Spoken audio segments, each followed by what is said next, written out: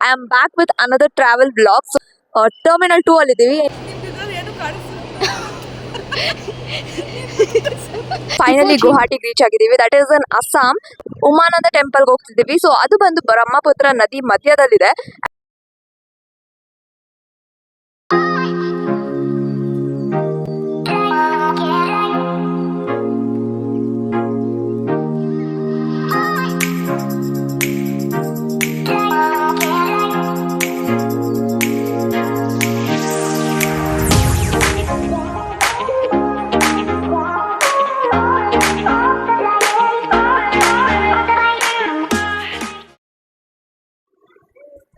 Hello back. So finally ಮತ್ತೊಂದು blog back ಆಗಿದ್ದೀವಿ. So ನಾನು ಇಷ್ಟು ದಿನ ಬ್ಲಾಗ್ ಮಾಡೋಕ್ಕಾಗಲ್ಲ. So I am back with another travel blog. So ಇವತ್ತು ನಾವು ಎಲ್ಲಿ ಹೋಗ್ತಿದ್ದೀವಿ ಅಂದರೆ ಆ್ಯಕ್ಚುಲಿ ಆಗಿ ನಾವು ಇವತ್ತು ಇಂಟರ್ನ್ಯಾಷನಲ್ ಏರ್ಪೋರ್ಟ್ ಟರ್ಮಿನಲ್ 2 ಅಲ್ಲಿದ್ದೀವಿ. ಇನ್ಫ್ಯಾಕ್ಟ್ ನಾನು ತುಂಬ ಎಕ್ಸೈಟ್ ಆಗಿದ್ದೀನಿ ಬಿಕಾಸ್ ನಾನು ಇದುವರೆಗೂ ಒಂದ್ಸತಿನೂ ಕೂಡ ಎಷ್ಟೋ ಸತಿ ನಾನು ಫ್ಲೈಟಲ್ಲಿ ಟ್ರಾವೆಲ್ ಮಾಡಿದ್ರು. ಟರ್ಮಿನಲ್ 1 ನಾನು ಜಾಸ್ತಿ ಟ್ರಾವೆಲ್ ಮಾಡಿದ್ದು. ಟರ್ಮಿನಲ್ 2 ಅಲ್ಲಿ ಯಾವತ್ತೂ ಟ್ರಾವೆಲ್ ಮಾಡಿದ. So I am really pretty excited because interiors ತುಂಬ ಚೆನ್ನಾಗಿದೆ ಅಂತ. ಇನ್ಫ್ಯಾಕ್ಟ್ ನಾವು ಅಮ್ಮ ಒಂದ್ಸತಿ ಹೋಗಿದ್ರು.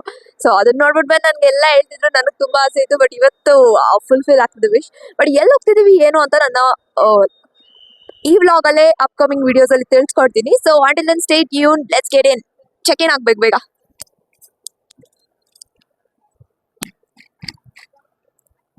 Hello, welcome back. ಸೊ ನಾನಾಗಲೇ ಹೇಳ್ದಂಗೆ we are on a travel vlog. So ಈ ಸತಿ ಟರ್ಮಿನಲ್ 2 ಇಂದ ಇದ್ದಿದ್ದು and I was pretty excited because ನಾನು ಇಷ್ಟು ದಿನ ಹೋಗಿದ್ದ ಏರ್ಲೈನ್ಸ್ ಎಲ್ಲ ಪೂರ್ತಿ ಟರ್ಮಿನಲ್ 1 ಇರ್ತಿತ್ತು. ಮೋಸ್ಟ್ ಆಫ್ ದಮ್ ಇಂಡಿಗೋ ತೊಗೊಂಡ್ರೆ ಟರ್ಮಿನಲ್ 1 ಇರುತ್ತೆ. ಆ್ಯಂಡ್ ಟರ್ಮಿನಲ್ 2 ಅಲ್ಲಿ ಈ ಪೂರ್ತಿ ಬ್ಯಾಂಬೂಯಿಂದ ಮಾಡಿದ್ರು. ಆ್ಯಂಡ್ ಹೊರಗಡೆ ಎನ್ವಿರಾನ್ಮೆಂಟ್ ಎಷ್ಟು ಚೆನ್ನಾಗಿತ್ತು, ಇನ್ನು ಒಳಗಡೆ ಹೋದಾಗ ಇನ್ನೆಷ್ಟು ಚೆನ್ನಾಗಿರ್ಬೋದು. ಆ್ಯಂಡ್ ನನಗೆ ಸಕ್ಕತ್ ಇಷ್ಟ ಆಯಿತು. ಆ್ಯಂಡ್ ನಮ್ಗೆ ಇಲ್ಲಿ ಆ್ಯಕ್ಚುಲಿ ಒಂದು ಪ್ರಾಬ್ಲಮ್ ಕೂಡ ಆಯಿತು. ಆ್ಯಂಡ್ ನಾನು ಅದ್ರ ಮುಂದೆ ಹೇಳ್ತೀನಿ ಏನಂತ.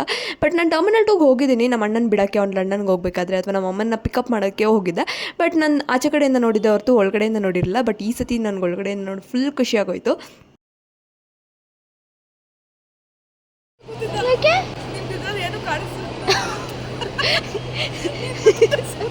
ನನ್ನ ಈ ಕಾರ್ಡ್ ಸ್ಮಾರ್ಟ್ ಕಾರ್ಡ್ ಏನಾಯ್ತು ನಿಮ್ಮದು? ಸೊ ಇಲ್ಲಿ ಆ್ಯಕ್ಚುಲಿ ನಮ್ಗೆ ಏನು ಪ್ರಾಬ್ಲಮ್ ಆಯಿತು ಅಂದರೆ, ಸೊ ನಾನು ಟಿಕೆಟ್ ಬುಕ್ ಮಾಡಬೇಕಾದ್ರೆ ನನ್ನ ಹೆಸರಲ್ಲಿ ಸ್ಪೆಲ್ಲಿಂಗ್ ಮಿಸ್ಟೇಕ್ ಆಗೋಯಿತು. ಅಂಕುರ ಎ ಅಂತ ಬುಕ್ ಮಾಡಿಬಿಟ್ರು. ಆ್ಯಂಡ್ ನನ್ನ ಆ್ಯಕ್ಚುಲಿ ಹೆಸರು ಬಂದ್ಬಿಟ್ಟು ಅಂಕುರ ಬಿ. ಸೊ ನಾವು ಏರ್ಲೈನ್ಸ್ ಕಾಂಟ್ಯಾಕ್ಟ್ ಮಾಡಿದಾಗ ಇಲ್ಲ ಇಟ್ಸ್ ಫೈನ್, ಇಟ್ಸ್ ನೆಗ್ಲಿಜಿಬಲ್ ಅಂತ ಹೇಳಿದರು. ಬಟ್ ನಾವು ಸೆಕ್ಯೂರಿಟಿ ಚೆಕ್ಗೆ ಹೋದಾಗ ಅಲ್ಲೇನು ಹೇಳಿದ್ರು ಅಂದರೆ ಪೊಲೀಸವರು ಟಿಕೆಟಲ್ಲಿ ಬೋರ್ಡಿಂಗ್ ಪಾಸಲ್ಲಿ ಅಂಕುರ ಎ ಅಂತ ಇದೆ, ಬಟ್ ಆ್ಯಕ್ಚುಲಾಗಿ ಐಡೆಂಟಿಟಿ ಪ್ರೂಫಲ್ಲಿ ಅಂಕುರ ಬಿ ಅಂತ ಇದೆ. It's not tallying. ಸೊ ನಾವು ಒಳಗಡೆ ಬಿಡೋದಕ್ಕಾಗಲ್ಲ, you can't take the flight ಅಂತ ಹೇಳಿಬಿಟ್ರು. ಸೊ ಆ್ಯಕ್ಚುಲಿ ನಮ್ಗೆ ಆವಾಗ ಆ್ಯಕ್ಚುಲಿ ಭಯ ಶುರು ಆಗೋಯ್ತು. ಏನಿದೆ ತುಂಬ ಸೀರಿಯಸ್ ಆಗಿ ಹೇಳೋಕ್ಕೆ ಶುರು ಮಾಡಿಬಿಟ್ರು, ಇಲ್ಲ ವಿ ಕಾಂಟ್ ಲೀವ್ ಯು ಅಂತ. ಆ್ಯಂಡ್ ಈ ಥರ ಮಿಸ್ಟೇಕ್ಸ್ ಆಗಿದೆ ಮುಂಚೆನೂ. But terminal 1 it was negligible. And ನಾವು ಮೋಸ್ಟ್ ಆಫ್ ದಿ ಟೈಮ್ ಡಿಜಿ ಹತ್ರ ಮುಖಾಂತರನೇ ಹೋಗ್ತಿದ್ವಿ. ಈ ಸತಿ ಸ್ವಲ್ಪ ಲೇಟ್ ಆಗೋಯ್ತು. So we were in hurry. ಡಿಜಿ ಹತ್ರ ಎಲ್ಲ ಪ್ರೊಸೆಸ್ ಮಾಡ್ಕೊಂಡು ಕೂರೋಕ್ಕಾಗಲಿಲ್ಲ. ಸೊ ಸೆಕ್ಯೂರಿಟಿ ಚೆಕ್ಗೆ ಹೋಗೋಣ ಅಂತ ಅಂದ್ಕೊಂಡ್ವಿ. ಆಮೇಲೆ ಸರಿ ಪೊಲೀಸವ್ರು ಏನು ಹೇಳಿದ್ರು ಅಂದರೆ we can help you out, airlines ಡೆಸ್ಕ್ಗೆ ಹೋಗಿ ರಿಕ್ವೆಸ್ಟ್ ಮಾಡ್ಕೊಳ್ಳಿ ಅಂತ ಹೇಳಿದ್ರು. ಅಲ್ಲೋಗಿ ಕೇಳಿದ್ರೆ ಇಲ್ಲ ವಿ ಕಾಂಟ್ ಚೇಂಜ್ ಎನಿಥಿಂಗ್, ಹೆಸರಾಗಲಿ ಡೆಸ್ಟಿನೇಷನ್ ಆಗಲಿ ಯಾವುದು ನಮ್ಮ ಕೈಲಿರಲ್ಲ, we can't do anything, customer care contact ಮಾಡಬೇಕು. And we were running out of time, boarding time ಆಗ್ತಿತ್ತು. ಸೊ ಇನ್ನು ಸೆಕ್ಯೂರಿಟಿ ಚೆಕಿಂಗ್ ಮಾಡಬೇಕಿತ್ತು, ಎಲ್ಲನೂ ಕೂಡ ಮಾಡಬೇಕಿತ್ತು, ಬ್ಯಾಗ್ಸ್ ಚೆಕಿಂಗ್ ಮಾಡಬೇಕಿತ್ತು. ಅದೆಲ್ಲನೂ ಇದ್ದಿದ್ದರಿಂದ ನಮಗೂ ಕೂಡ ಟೆನ್ಷನ್ ಜಾಸ್ತಿ ಆಗೋಕ್ಕೆ ಶುರು ಆಯಿತು. ಸರಿ ಫೈನ್, ನಾವು ಆ್ಯಕ್ಚುಲಿ ಸೆಕ್ಯೂರಿಟಿ ಚೆಕ್ 1 ಹತ್ರ ಹೋಗಿದ್ವಿ. ಸೊ ಅಲ್ಲಿ ಬಿಡಲಿಲ್ಲ. ಆ್ಯಂಡ್ ಸೊ ನಾವೇನು ಮಾಡಿಬಿಟ್ಟು ಸೆಕ್ಯೂರಿಟಿ ಚೆಕ್ 3 ಹತ್ರ ಹೋದ್ವಿ. ಸೊ ಅಲ್ಲಿ ಇಲ್ಲ ಚೇಂಜ್ ಮಾಡ್ಕೊಂಬನ್ನಿ ನೆಕ್ಸ್ಟ್ ಟೈಮಿಂದ, ಈ ಸತಿ ಏನೋ ಬಿಡ್ತಿದ್ದೀವಿ, ನೆಕ್ಸ್ಟ್ ಟೈಮಿಂದ ಚೇಂಜ್ ಮಾಡ್ಕೊಂಬನ್ನಿ ಅಂತ ವಾರ್ನ್ ಮಾಡಿ ಕಳ್ತಿದ್ರು. So very like thank God's grace ಅಂತ ಅಂದ್ಕೊಂಡು ಒಳಗಡೆ ಬಂದ್ವಿ. ಸೊ ಅದನ್ನೇ ಇಲ್ಲಿ ನಮ್ಮಮ್ಮ ಎಲ್ಲ ಹೇಳ್ಕೊಂಡು ನಗ್ತಾ ಇದ್ದಾರೆ.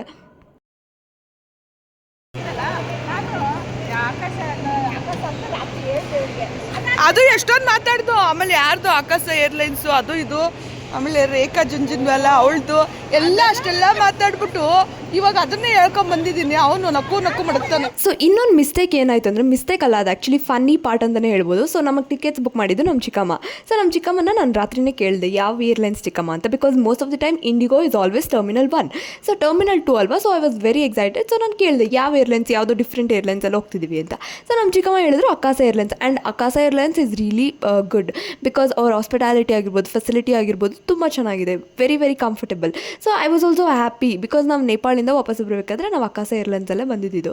So we very happy. So okay fine, Akasa ಅಲ್ವಾ, ಆರಾಮಾಗಿ ಹೋಗ್ಬೋದು, ವೆರಿ ವೆರಿ ಕಂಫರ್ಟಬಲ್ ಅಂತ ಎಲ್ಲ ಅಂದ್ಕೊಂಡ್ವಿ. ಆಮೇಲೆ ಆ್ಯಕ್ಚುಲಿ ನಾವು ಬೋರ್ಡಿಂಗ್ ಪಾಸ್ ಕೂಡ ಅಬ್ಸರ್ವ್ ಮಾಡಿಲ್ಲ, ಬಿಕಾಸ್ ನಮಗೆ ಲೇಟಾಗಿ ಹೋಗ್ಬಿಟ್ಟಿತ್ತು ಅವತ್ತು ಬೋರ್ಡಿಂಗಿಗೆ. ಸೊ ನಾವು ಎಲ್ಲನೂ ಹರಿಯಲ್ಲೇ ಇದ್ವಿ. ಆ್ಯಂಡ್ ಇನ್ಫ್ಯಾಕ್ಟ್ ನಾವು ಮನೆಯಿಂದ ಏರ್ಪೋರ್ಟ್ಗೆ ಹೋಗೋ ದಾರಿಲೂ ಕೂಡ ಅಕಾಸ ಏರ್ಲೈನ್ಸ್ ಬಗ್ಗೆನೇ ಮಾತಾಡ್ಕೊಂಡು ಹೋಗಿದ್ದೀವಿ. ಯಾರಿಗೂ ಕೂಡ ಏರ್ ಇಂಡಿಯಾ ಅನ್ನೋದು ಐಡಿಯಾ ಕೂಡ ಇರಲಿಲ್ಲ. ನಾವು 5 ಜನ ಏನಿದ್ವಿ ಎಲ್ಲರೂ ಅಕಾಸ ಏರ್ಲೈನ್ಸ್ ಅಂತಲೇ ಅಂದ್ಕೊಂಡಿದ್ವಿ. ಆಮೇಲೆ ಅಲ್ಲೋದ್ಮೇಲೆ ಯಾವಾಗ ನಮಗೆ ಹೆಸರೆಲ್ಲ ಪ್ರಾಬ್ಲಮ್ ಆಗೋಕ್ಕೆ ಶುರು ಆಯಿತು, ಡೆಸ್ಕ್ ಹತ್ರ ಹೋದಾಗ ನಮಗೆ ರಿಯಲೈಸ್ ಆಯಿತು. ಆವಾಗ ನಾವು ಡೀಟೇಲಾಗಿ ನೋಡೋಕ್ಕೆ ಶುರು ಮಾಡಿದ್ವಿ. ಆವಾಗ ನಮ್ಗೆ ರಿಯಲೈಸ್ ಆಯಿತು, ಓ ಶಿಟ್, ಇಟ್ಸ್ ಏರ್ ಇಂಡಿಯಾ ಅಂತ. ಬಟ್ ಅದೇ ಒಂದು ಫನ್ನಿ ಪಾರ್ಟ್ ಅಂತಲೇ ಹೇಳ್ಬೋದು, ಎಷ್ಟು ಮೈನ್ಯೂಟ್ ಡೀಟೇಲ್ಸ್ ಎಲ್ಲೆಲ್ಲೋ ಲೀಡ್ ಆಗುತ್ತೆ ಅಂತ. So it was fun. And ನಂಗೆ ಈ ಏರ್ಪೋರ್ಟಲ್ಲಿ ತುಂಬ ಇಷ್ಟ ಆಗಿದೆ ಅಂದರೆ it's full of greenery. And ಎಲ್ಲಿ ಏನು ನೋಡಿದ್ರು, ಮೇಲೆಗಡೆ ನೋಡಿದ್ರು ಫುಲ್ ಆಫ್ ಪ್ಲ್ಯಾನ್ಸ್, ಅಕ್ಕಪಕ್ಕ ನೋಡಿದ್ರು full of plans.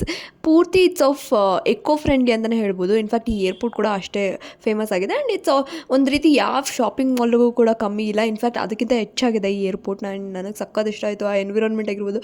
In fact boarding 1 hour ಮುಂಚೆ ಅಲ್ಲಿ ಟೈಮ್ ಸ್ಪೆಂಡ್ ಮಾಡೋಕ್ಕೆ ಹೋಗಬೇಕಂತ ಅನಿಸ್ತಿತ್ತು, ಅಷ್ಟು ಚೆನ್ನಾಗಿತ್ತು. ನನಗೆ ಸಕ್ಕತ್ ಇಷ್ಟ ಆಯಿತು. ಆ್ಯಂಡ್ ಲೈಟ್ಸ್ ಶಾಂಡಲಿಯರ್ ಟೈಪ್ ಇದೆ ಅಲ್ವಾ, ಅದು ಕೂಡ it's completely full of bamboo.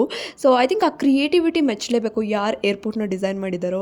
Windows ಆಗಿರ್ಬೋದು, ಶಾಂಡಲಿಯರ್ಸ್ ಆಗಿರ್ಬೋದು, ಎಲ್ಲ ಎಷ್ಟಾಗುತ್ತೋ ಅಷ್ಟು ಎಲ್ಲ ಕಡೆ ಬ್ಯಾಂಬೂ ಯೂಸ್ ಮಾಡಿದ್ದಾರೆ. It's totally eco friendly. And probably ಆ ಮೇಂಟೆನೆನ್ಸ್ ಕೂಡ ಅಷ್ಟೇ ಆಗುತ್ತೆ ಅಂತ ಅಂದ್ಕೊಂಡಿದ್ದೀನಿ.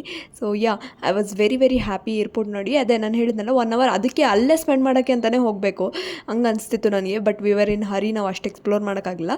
And finally we are boarding here. So it's already late ಆಗಿತ್ತು. But somehow we got to explore airport ಎಲ್ಲ ನೋಡೋಕ್ಕೆ ಟೈಮ್ ಸಿಕ್ತು. ಆಮೇಲೆ ಕರೆಕ್ಟ್ ಟೈಮಿಗೆ ಬೋರ್ಡಿಂಗ್ ಡಿಪಾರ್ಚರ್ ಎಲ್ಲ ಆಯಿತು. So we were happy. And we are finally we are in Guwahati, that is Assam.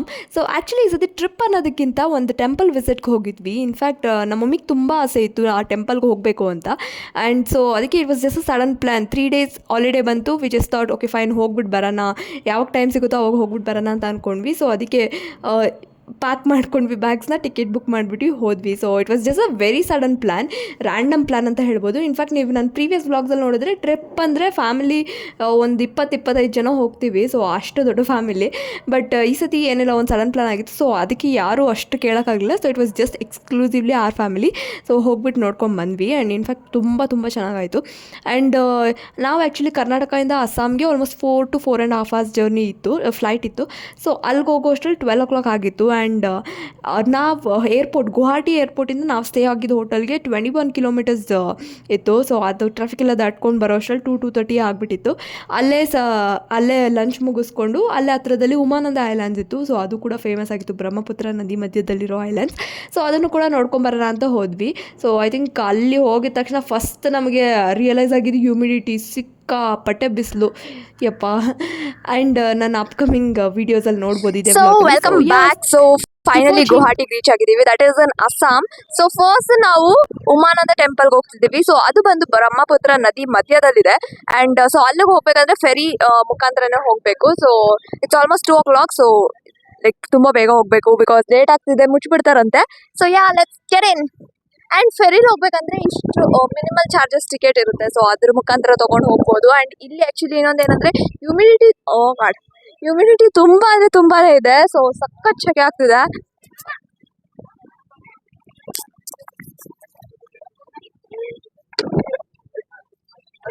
ನನ್ನ ತೆಗಿರಮ್ಮ.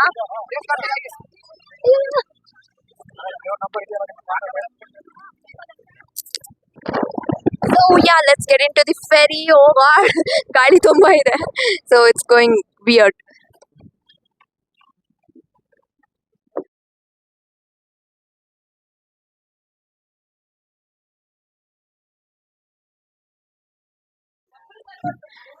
And so we are in the ferry. So ಫೆರಿಗೆ ಹೋಗ್ಬೇಕಂದ್ರೆ ಮಿನಿಮಲ್ ಚಾರ್ಜಸ್ ಅಂತ ಹೇಳಿದಲ್ಲ, ಒಬ್ಬರಿಗೆ 40 ರೂಪಾಯಿ. ಸೊ ಇಲ್ಲಿಂದ ಒಂದು 10-15 minutes ಅಷ್ಟೇ.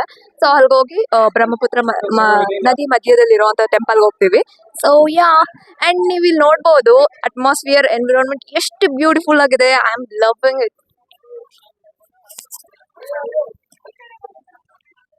ಸೊ ನಾವು ಫೆರಿಯಿಂದ ಉಮಾನಂದ ಐಲ್ಯಾಂಡ್ಸ್ಗೆ ಹೋಗೋದಕ್ಕೆ ಆಲ್ಮೋಸ್ಟ್ ಒಂದು 10-15 ಮಿನಿಟ್ಸ್ ಆಯಿತು. ಬಟ್ ಬರಬೇಕಾದ್ರೆ ಅಂತೂ ಆಲ್ಮೋಸ್ಟ್ 1 ಅವರ್ ಹಿಡಿತು. ಏನಕ್ಕೆ ಅಂದರೆ ನಾವು ಹೋಗಿದ್ದು ಲಾಸ್ಟ್ ರೈಡ್.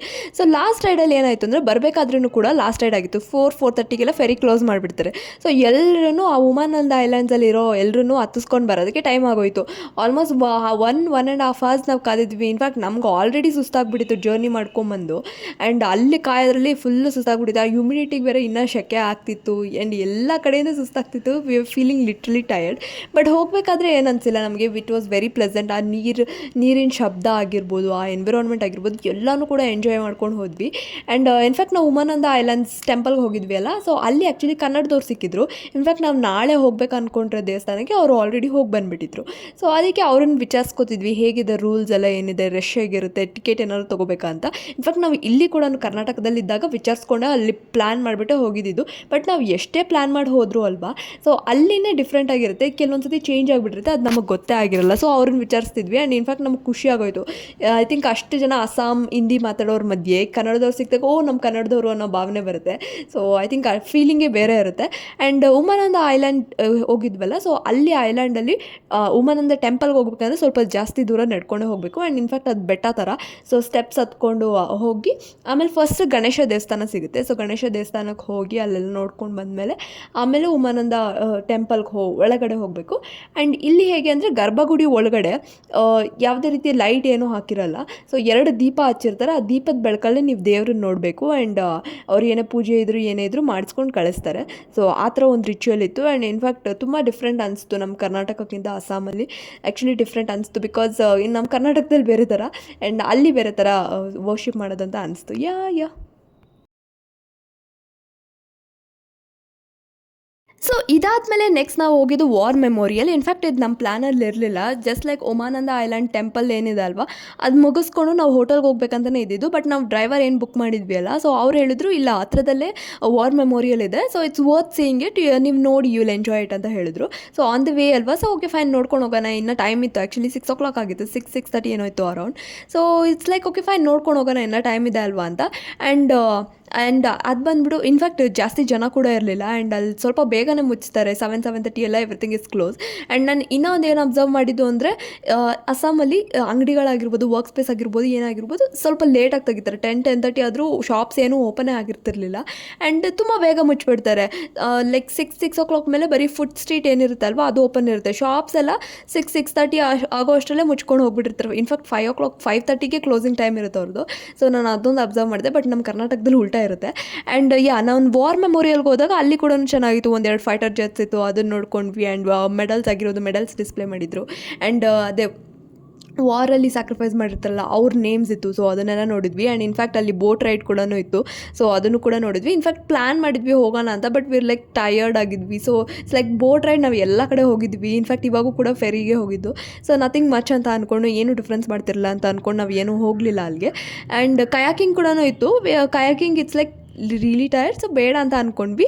ಆ್ಯಂಡ್ ಅಲ್ಲಿ ಕೂಡ ಕಾರ್ವಿಂಗ್ಸ್ ಎಲ್ಲ ಕೂಡ ತುಂಬ ಚೆನ್ನಾಗಿತ್ತು. ಸೊ ಇಟ್ಸ್ ಲೈಕ್ ಆರಾಮಾಗಿ ಮಾತಾಡಿಕೊಂಡು ಒಂದು ರೀತಿ ವಾಕ್ ಆಗಿತ್ತು. ಸೊ ಇಟ್ಸ್ ಎನ್ವಿರಾನ್ ಕೂಡ ಅಷ್ಟೇ ಎಂಜಾಯ್ ಮಾಡಿದ್ವಿ.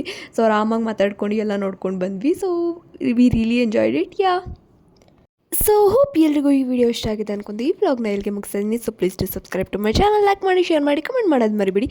ಆದಷ್ಟು ಬೇಗ ಮತ್ತೊಂದು ವ್ಲಾಗ್ ಜೊತೆ ಬ್ಯಾಕ್ ಆಗ್ತೀನಿ. Until then stay tune, subscribe ಮಾಡೋದು ಮರಿಬೇಡಿ. Love you all, take care, bye bye.